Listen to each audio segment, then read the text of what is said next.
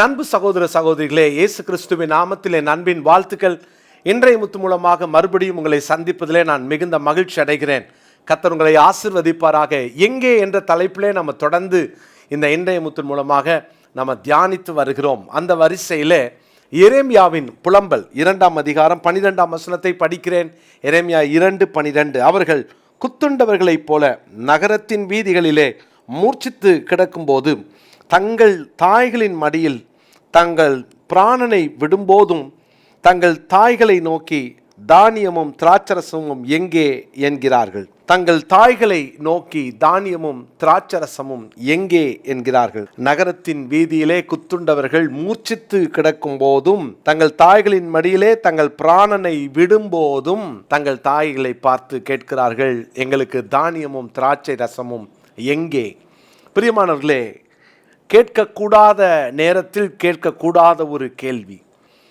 நகரம் முழுவதும் அங்கே அமர்க்களம், போர், மரணங்கள்.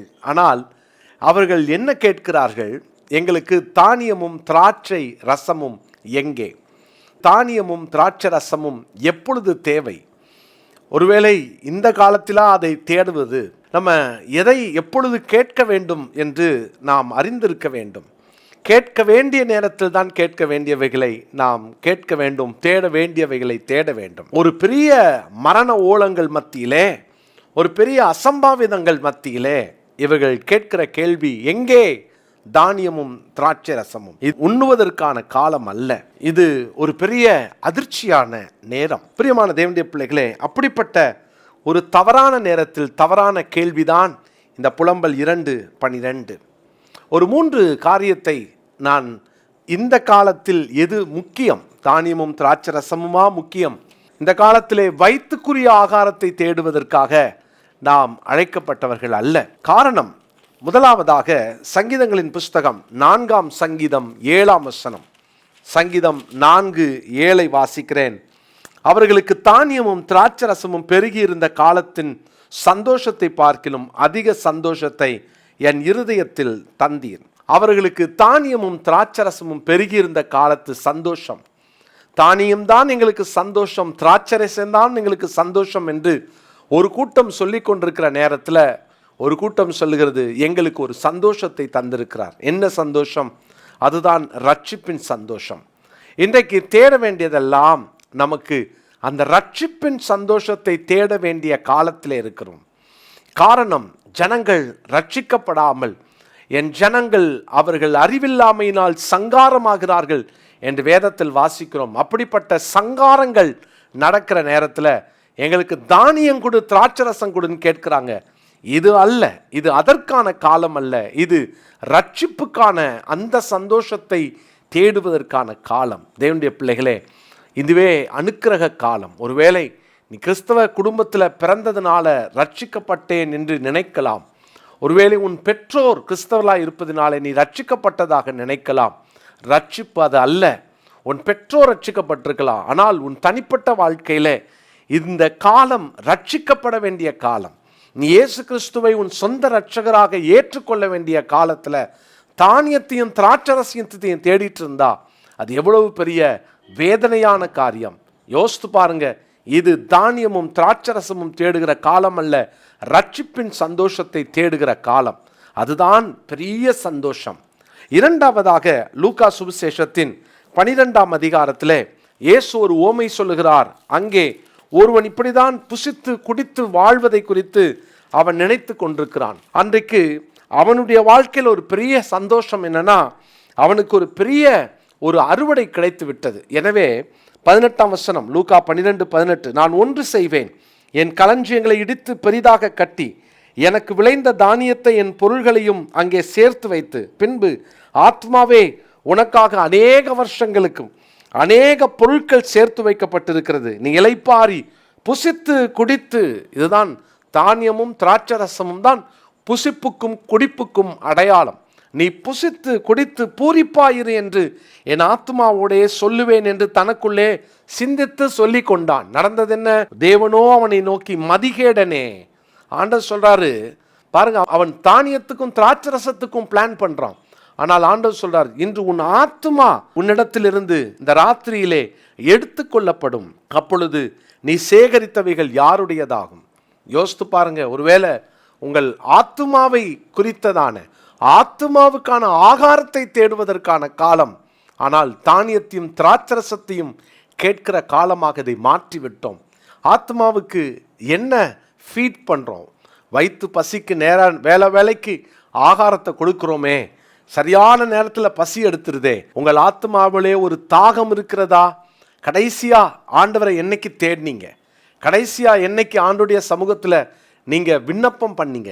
என்னைக்கு அவரோட தனிப்பட்ட முறையில் உங்கள் தேவைக்காக அல்லாமல் உங்கள் ஆத்மாவுக்காக என்னைக்கு அவரை நோக்கி, ஆண்டவரே எனக்கு தாகமாக இருக்குது, எனக்கு அந்த ஜீவ ஊற்றை தாரும் சொல்லி என்னைக்கு அவரிடத்தில் உங்கள் ஆன்மீக தாகத்திற்காக அவரை கேட்டீர்கள், தேடினீர்கள்?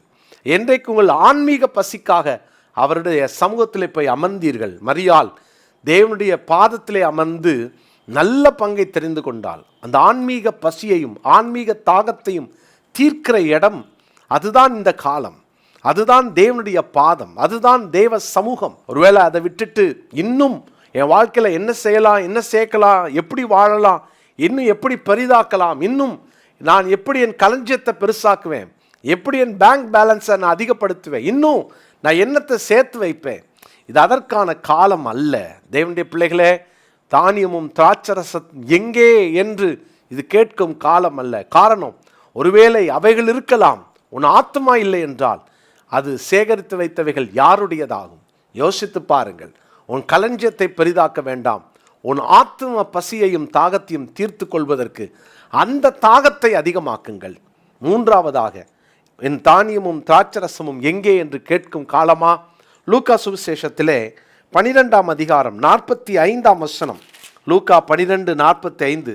அந்த ஊழியக்காரன் என் எஜமான் வர நாள் செல்லும் என்று தனக்குள்ளே சொல்லிக்கொண்டு வேலைக்காரரையும் வேலைக்காரிகளையும் அடிக்கவும் புசித்து குடித்து வெறிக்கவும் தலைப்பட்டால். ஆண்டவர் ஒரு உவமையை சொல்லுகிறார். தூர தேசத்திற்கு எஜமான் போயிட்டான், வேலைக்காரனுக்கு பொறுப்புகளை கொடுத்து சென்றான். பொறுப்பற்ற வேலைக்காரன் எஜமான் வர லேட் ஆகும் சொல்லி புசித்து குடித்து அவன் வாழ்க்கையை அப்படி செலவழிக்க, எஜமானின் பொறுப்பை நிறைவேற்றாத ஒரு மனிதனாய் அங்கே அவன் இருக்கிறான். என்ன நடந்தது?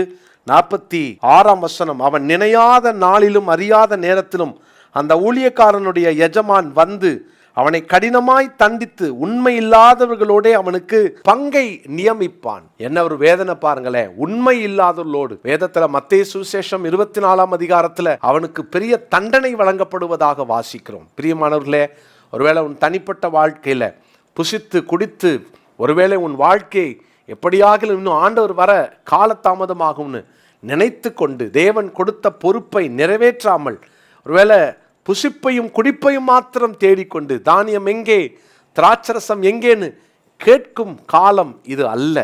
ஏன்னா எத்தனையோ பேருக்கு ஆண்டவரை குறித்தும் அவருடைய நியாய தீர்ப்பை குறித்தும் அந்த ரட்சிப்பை குறித்தும் அந்த நித்திய வாழ்வை குறித்தும் பேச வேண்டியவர்கள். அதுதான் நம்முடைய பொறுப்பு. 1 கொரிந்தியர் 9:16 பவுல் சொல்கிறார், சுவிசேஷத்தை பிரசங்கித்து வந்து மேன்மை பாராட்ட எனக்கு இடமில்லை, அது என்மேல் விழுந்த கடமை. சுவிசேஷத்தை நான் அறிவிக்காவிட்டால் எனக்கு ஐயோ என்று சொல்லுகிறார். பிரியமானவர்களே, பொறுப்பை உணர்றோமா? பொறுப்பை பெற்றுக்கொண்டோம், வேலையை பணிகளை பெற்றுக்கொண்டோம். அதை செய்யாவிட்டால் ஒருவேளை நாமும் கூட தவறான நேரத்தில் தவறானதை கேட்டுக்கொண்டிருக்கிறோம் என்பதை சிந்திக்க அழைக்கப்படுகிறோம். இந்த நாளுக்குரிய மனப்பாட வசனத்தை குறித்து கொள்ளுங்கள். சங்கீதம் 4ஆம் சங்கீதம் 7ஆம் வசனம். சங்கீதம் 4:7. ஜெபிக்கலாமா? நல்ல தகப்பனே, நன்றியோடு ஸ்தோத்தரிக்கிறோம்.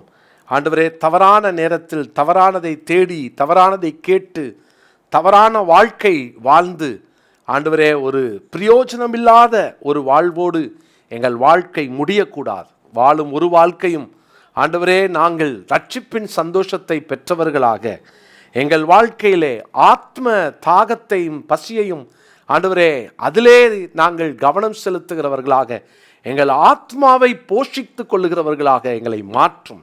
தேவன் எங்களுக்கு கொடுத்து சென்ற பொறுப்பை உக்கிரானத்துவத்தோடு நிறைவேற்ற எங்களுக்கு அனுக்கிரகம் செய்யும். தாழ்த்தி உமது கரங்களிலே ஒப்புவிக்கிறோம் சுவாமி. தொடர்ந்து உம்முடைய பிள்ளைகளை, இந்த வார்த்தையை கேட்ட உமது பிள்ளைகள் வசனத்திலே வாழவும் நிலைத்திருக்கவும் கிருபை பாராட்டும். கர்த்தர் மகிமைப்படுவீராக. இயேசுவின் மூலமாக ஜெபிக்கிறோம் நல்ல பிதாவே, ஆமென்.